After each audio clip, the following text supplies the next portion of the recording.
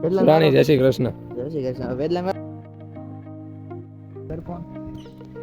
Happy ભાઈ કેમ છો? મહાદેવ મહાદેવ. આપણે બ્લોગ કર્યા ને કોલેજ હતી ચાલુ કર્યા.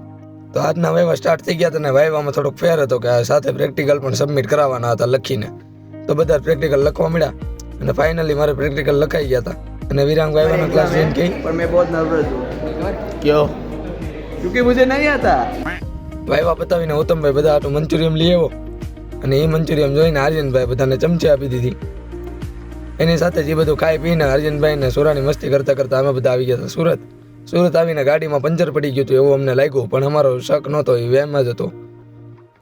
પછી હું ગાડીમાં પંચર નહોતું પણ ટ્યુબનો વાલ જ નીકળી ગયો હતો. પછી હું કાકા આવી ગયો હતો જેકે ફેબ્રિક્સમાં બ્લેઝર લેવા માટે અને ત્યાંથી બધા જ ભાઈઓ પહોંચી ગયા હતા લગ્નમાં.